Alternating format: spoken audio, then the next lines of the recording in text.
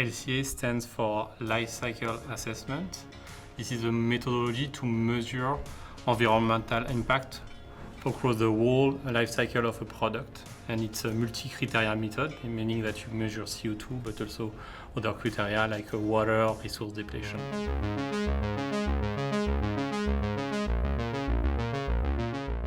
For the construction industry, they have been focusing on measuring the impact during the use phase of the building, but not so much during the upstream extraction of the raw material, process of manufacturing materials, and all the construction process. So now it's revolutionary because you do this overall assessment, and we do it with the virtual twin, in context of the virtual twin, which enable to communicate and collaborate widely across the enterprise, not only few environmental experts that do this assessment.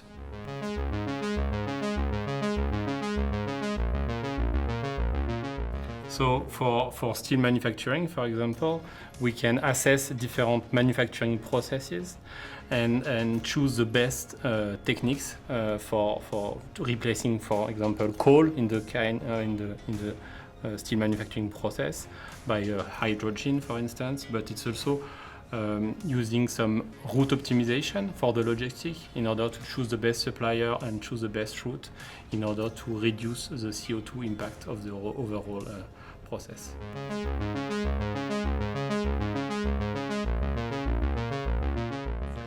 So basically, you have to, at the beginning of the project, we set some targets. The environmental targets can be defined by the project owner or by regulations. And then once these targets are set, it's an iterative process. So basically you do the inventory of all the material flows, all the energy flows in order to manufacture and use the building. And at the end, you have an assessment. And with this assessment, you identify hotspots. So it was the case here for the steel manufacturing process, with all the concrete also manufacturing. So we work on this hotspot in order to optimize. And then there is a process of validation.